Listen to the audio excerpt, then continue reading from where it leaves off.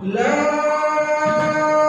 إله إلا الله.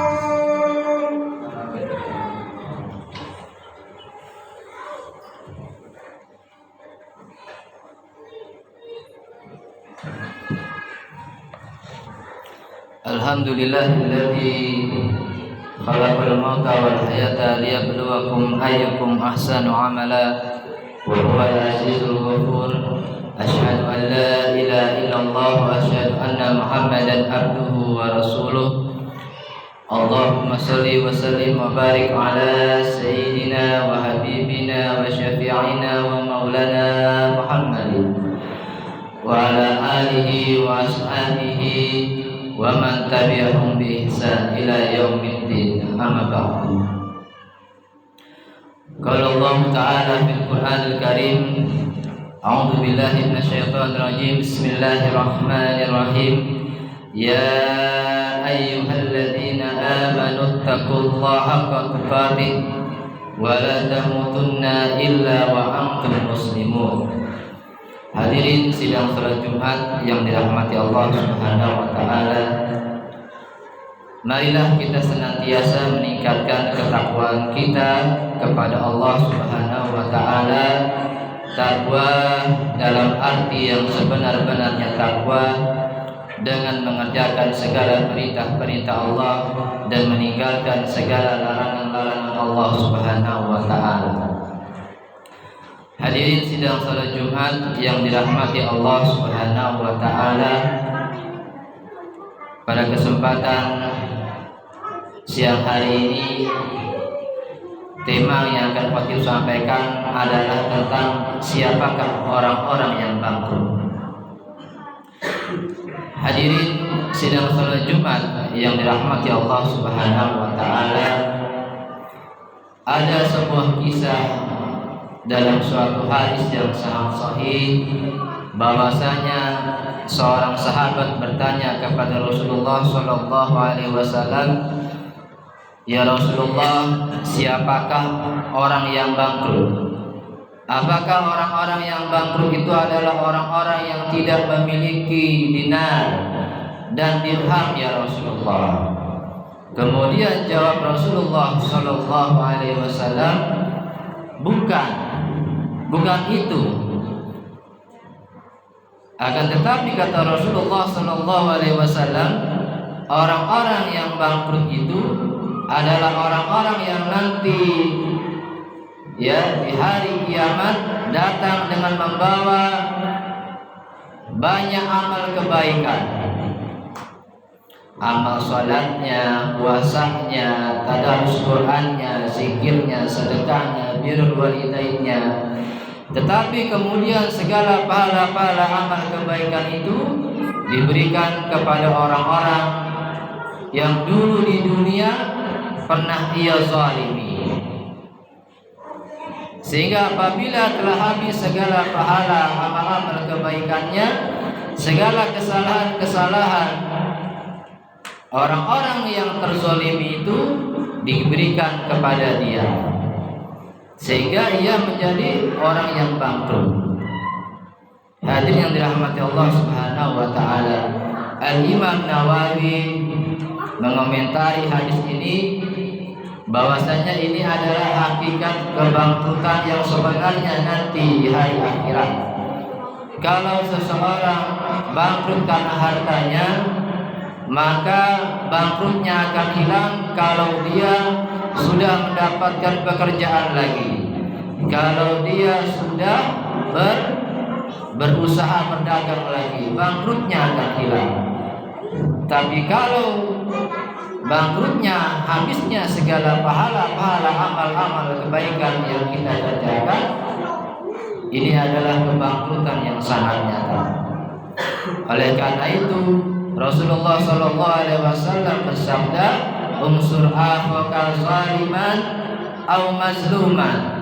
Kata Rasulullah sallallahu alaihi wasallam, tolonglah orang yang dizalimi dan orang-orang yang menzalimi. Kemudian kata sahabat, "Ya Rasulullah, kalau menolong orang-orang yang terzalimi, kami faham. kami bisa menolongnya. Tapi bagaimana cara kami menolong orang-orang yang menzalimi ya Rasulullah? Kemudian kata Rasulullah, genggam erat tangannya.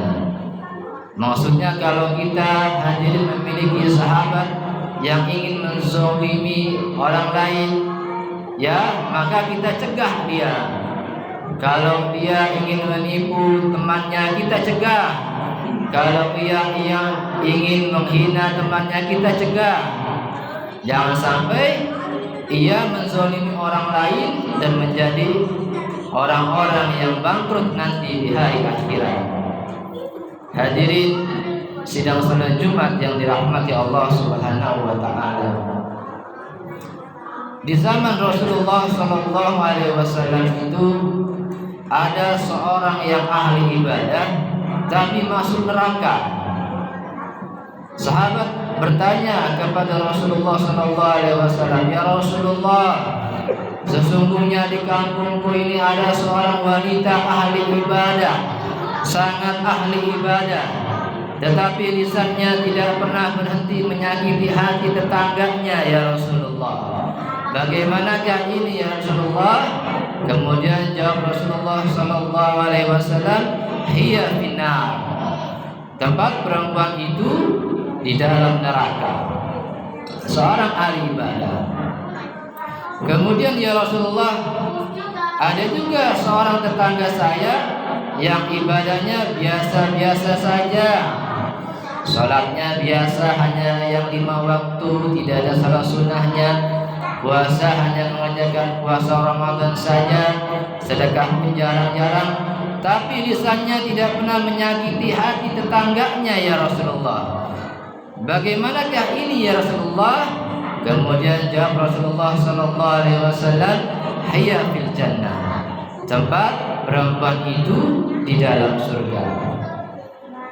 Kesimpulannya hadirin, bahwasanya kita harus menjaga dengan baik yang namanya pertama hablum minallah. Kita harus memiliki kualitas hablum minallah yang bagus. Bagus salatnya, ya bagus segala amal ibadah kita kepada Allah Subhanahu wa taala.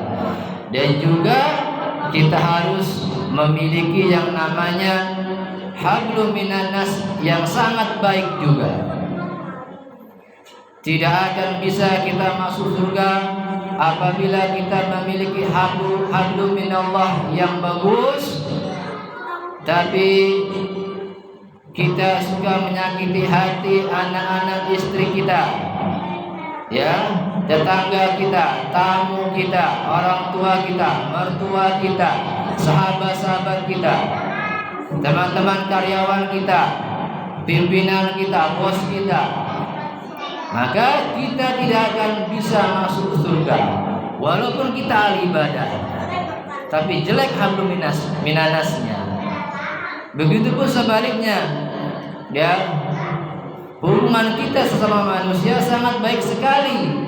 Kita baik sama istri kita, sama anak-anak kita, sama tetangga kita, tamu kita, ya, bos kita, orang tua kita, mertua kita.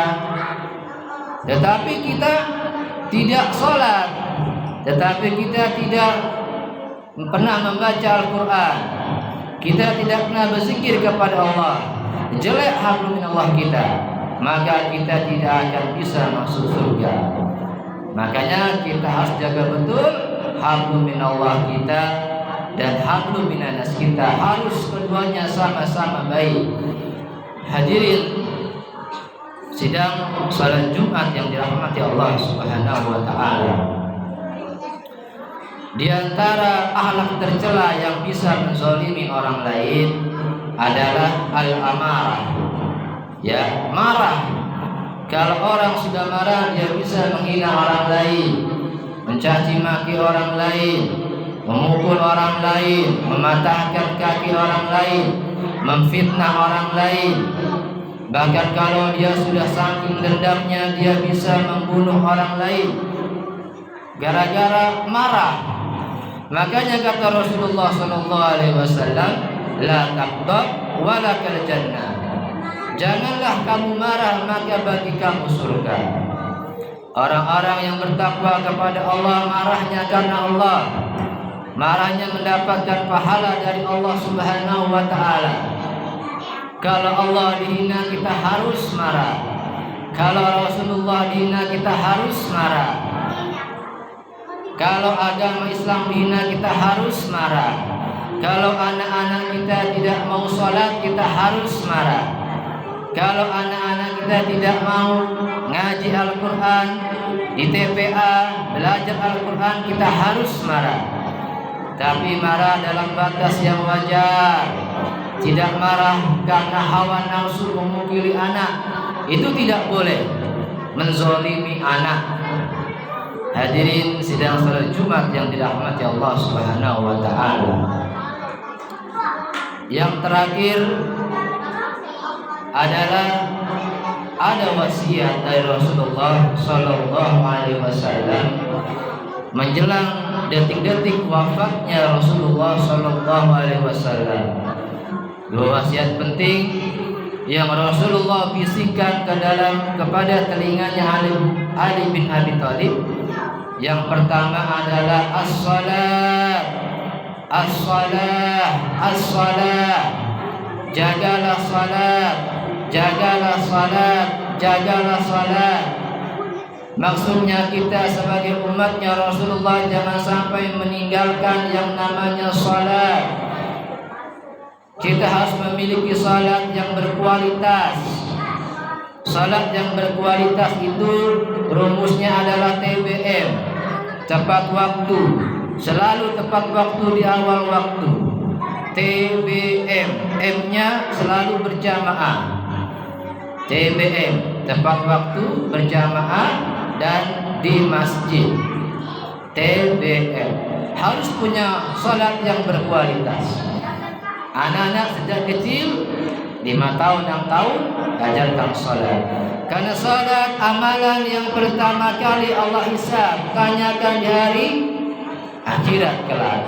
Awalu ma yuhasabu bil abdu yaumal qiyamati as-salah, kata Rasulullah. Amalan yang pertama kali akan Allah hisab, Allah tanya adalah masalah salatnya. Ya, jadi milikilah salat yang berkualitas. Yang kedua adalah kata Rasulullah setelah as-salat, ummati, ummati, ummati, umatku, umatku, umatku. Kenapa Rasulullah tidak sebutkan saja semisal orang-orang keluarganya yang dia cintai, semisal Aisyah, Aisyah, Aisyah, Khadijah, Khadijah, Khadijah. Ternyata ada yang Rasulullah lebih cintai daripada keluarganya, yakni ummati, ummati, ummati. Demikian yang dapat kutip sampaikan.